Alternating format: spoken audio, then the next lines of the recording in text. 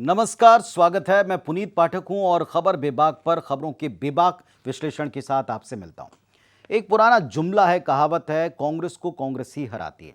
लेकिन कांग्रेस ने इस जुमले को असत्य साबित करने, अपनी नई टीम, परिवारवाद के आरोप से उभरना, हिंदुत्व को लेकर के सॉफ्ट हिंदुत्व की तरफ बढ़ना, ऐसे कई कदम उठाकर इस कहावत को झुठलाने, असत्य साबित करने की पुरजोर कोशिश की। लेकिन अफसोस, कांग्रेस की जो पुरानी आदत है या कांग्रेस के कुछ नेताओं की जो पुरानी आदत है, वो कांग्रेस पर हमेशा भारी पड़ती है। ऐसा कहने की 24 घंटे के भीतर 2 वजह कांग्रेस के ही 2 सीनियर नेताओं ने दी हैं।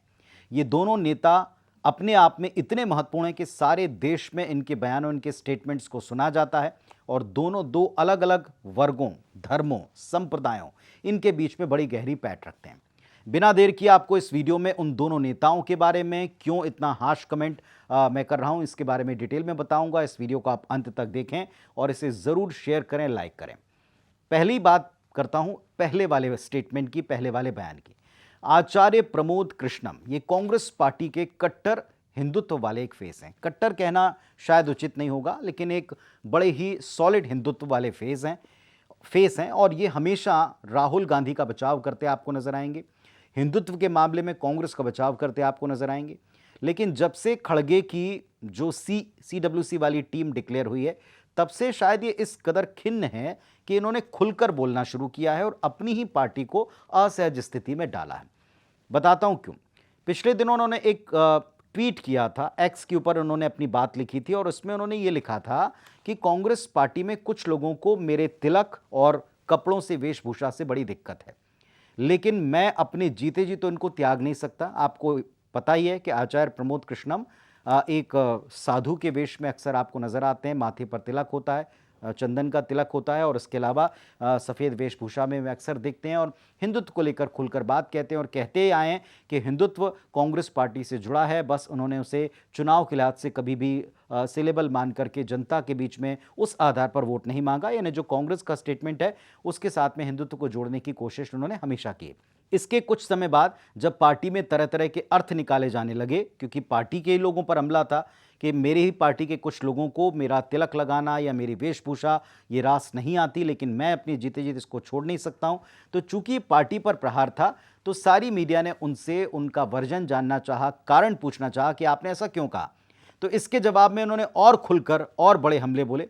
आचार्य प्रमोद कृष्णम ने कहा कि दरअसल कांग्रेस पार्टी में कुछ ऐसे लोग हैं जो कांग्रेस को वाम पंथ वाली विचारधारा की तरफ धकेलना चाहते हैं। उनको हिंदुत्व की बातें करना, उनको हिंदुत्व से जुड़ने वाले लोग, उन्हें कांग्रेस पार्टी का हिंदूवादी चेहरा, चाहे वो जिस भी किस्म का हिंदुत्व हो, वो रास नहीं आता और उनकी वजह से कांग्रेस पार्टी हमेशा बर्बादी की कगार की तरफ जा सकती है। आपको बता दूं, जो उनका स्टेटमेंट है उसमें उन्होंने लिखा है कि पार्टी के कुछ बड़े नेताओं को मेरी वेशभूषा, तिलक से चिढ़ है, जिन्हें मैं इस जन्म में जोड़ नहीं सकता। बाद में कहा है कांग्रेस के कुछ ऐसे नेता हैं जो हिंदू नाम से नफरत करते हैं, पार्टी को वामपंथ के रास्ते पर ले जाना चाहते हैं। इन नेताओं को वंदे मातरम और भगवा से चिढ़ है।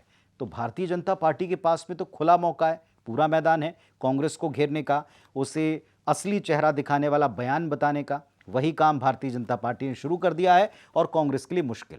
एक बयान।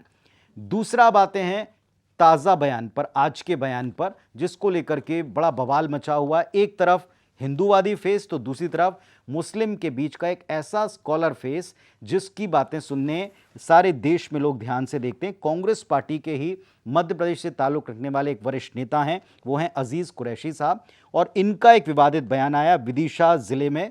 विदिशा में एक दरअसल एक सम्मेलन के मंच पर थे, अल्पसंख्यक सद्भावना सम्मेलन था, और उन्होंने यहां जो कुछ कहते कहते कह दिया वो कांग्रेस को बड़ी मुश्किल में डाल सकता है। उन्होंने लिखा है कि गंगा नर्मदा मैया की जय बोलना शर्म की बात है। देश में 22 करोड़ मुसलमान हैं, 1-2 करोड़ मर भी जाएं तो गम नहीं, मुसलमान कब तक सहेंगे। चुनाव से पहले यह बयान यूपी, उत्तराखंड, मिजोरम के राज्यपाल रह चुके अजीज कुरैशी का कांग्रेस को विकट परिस्थितियों में डालने के लिए काफी है। और सुनिए जरा, वो यहां नहीं रुके, उन्होंने कहा आप हमारे घर जला दें, दुकानें जला दें, माओं की बेइज्जती करें, बच्चों को यतीम कर दें, सुहागनों की मांग का सिंदूर आप पहुंच दें, ठीक है, हमारी बहनों के हाथों की चूड़ियां आप तोड़ दें, एक हद तक बर्दाश्त करेंगे, लेकिन पानी सर से गुजर जाए, हद से गुजर जाए तो फिर हम क्या कर सकते हैं। मुस्लिमों ने हाथों में चूड़ियां नहीं पहन रखी, 22 करोड़ मुस्लिमों में से अगर 1-2 करोड़ मर भी जाएं तो क्या बात। अब ये बयान देने की भला उनको क्या आवश्यकता पड़ गई, ऐसा क्या कॉन्टेक्स्ट था, ऐसे देश में मुस्लिमों के ऊपर भला क्या आपदा आ गई जिसकी वजह से कुरैशी को ये सब बातें कहनी पड़ी। खास तौर पर तब जब मध्य प्रदेश में, छत्तीसगढ़ में चुनाव में आपको जाना है।